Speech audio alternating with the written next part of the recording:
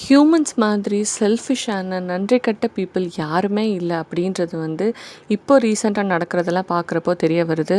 அதாவது இப்போது supreme court வந்து டிசிஷன் வழங்கியிருக்காங்க. இந்த மாதிரி வந்து டெல்லியில் வந்து பொது வெளியில் வந்து நீங்கள் வந்து டாக்ஸ்க்கு வந்து சாப்பாடு கொடுக்கக்கூடாது அப்படின்றது. இன்னும் அதை பற்றி இன்னும் கிளாரிட்டியாக இன்னும் நிறையா அப்டேட்ஸ் நமக்கு வந்துகிட்டே இருக்கும். அது மட்டும் இல்லாமல் ரொம்ப ரொம்ப டிசப்பாயிண்டிங்காக இப்போ ரீசெண்டாக நடந்த ஒரு டாக் ஷோவில் கோபிநாத் வந்து பேசின நிறைய விஷயம் வந்து ரொம்ப கான்ட்ரடிக்டிவாக இருக்குது. அது என்னென்னா, ஒரு உயிர் சக மனுஷங்களோட நம்ம இருக்கணும், இணைப்பாக இருக்கணும், பிணைப்பாக இருக்கணும் அப்படின்ற மாதிரியான நல்ல கருத்துக்கள் வச்சுட்டு இருந்த ஒரு ஆள் இப்போ வந்து எப்படி பேசுகிறான்னா, நாய் தானே அது வந்து ம குழந்தைங்கள கடிக்குது, அது வந்து மனுஷங்களை டிஸ்டர்ப் பண்ணுதுன்னா அதுங்களுக்கு நான் ஏன் இம்பார்ட்டன்ஸ் கொடுக்கணும், அதுங்க வந்து அதுங்களோட உயிரை நான் ஏன் மதிக்கணும் அப்படின்ற மாதிரியான அவருடைய எல்லா ஸ்டேட்மெண்ட்டும் இருக்குது. அது மட்டும் இல்லாமல் இன்னும் ஒரு மோசமான விஷயம் என்னன்னு பார்த்தீங்கன்னா, அவர் எந்த ஒரு விஷயத்த பதிவு பண்ணுறாருனா, டாக்ஸ் மேலே கேர் பண்ணுறது அப்படின்றதையே வந்து ஒரு சொஃபிஸ்டிகேட்டட் மைண்ட் செட்டோட அது வந்து கனெக்ட் பண்ணுறாரு. அதாவது காசு இருக்கிறவன் தான் வந்து நாய் மேலே அக்கறை காட்டுவான், நாய் மேலே வந்து கருணை இருப்பான், ஏன்னா அவன் வந்து நாயோட இணக்கமாக இருக்க போகிறதில்ல, அவன் சோறு போட்டுட்டு எங்கிட்டோ போயிடுவான் அப்படின்ற மாதிரி பேசுகிறாங்க.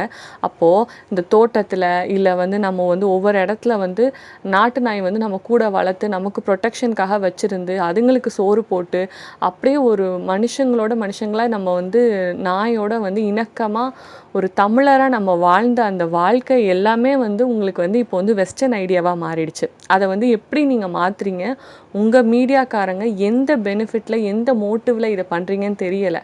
ஸோ இதுக்கு எல்லாத்துக்கும் பின்னாடி ஏதோ ஒரு வியாபார நோக்கமோ இல்லை ஏதோ ஒரு மோசமான செல்ஃபிஷான ரீசன் இருக்குது அப்படின்னு சொல்லிட்டு எனக்கு படுது. ஏன்னு பார்த்தீங்கன்னா, இப்போது பசுமாடு கூட வந்து ரோட்டில் வந்து நிறைய பசுமாடு இருக்குங்க. அது வந்து பார்த்திங்கன்னா நிறைய பேரை முட்டுது, நம்ம நிறைய வீடியோஸ் பார்க்குறோம். ஆனால் யாருமே வந்து ஐயோ பசுமாடை நம்ம வந்து ஒழிக்கணும், அது வந்து இவ்வளோ பசுமாடு இருக்குது அதை நம்ம கண்ட்ரோல் பண்ணணும் அப்படின்ற மாதிரி யாருமே அதை பேசலை. அது ஒரு ஃபன் கண்டென்ட்டாக மாற்றிட்டு போயிடுறாங்க.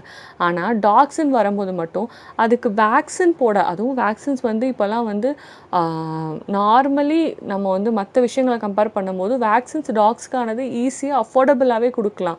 அதை மற்ற கண்ட்ரிஸும் நிறையா ஃபாலோ பண்ணியிருக்காங்க. நம்ம ஸ்டேட்டில் வந்து நம்ம ஊர்லேயே வந்து நிறைய ஸ்டேட்ஸ் அதை வந்து கொண்டு வந்திருக்காங்க.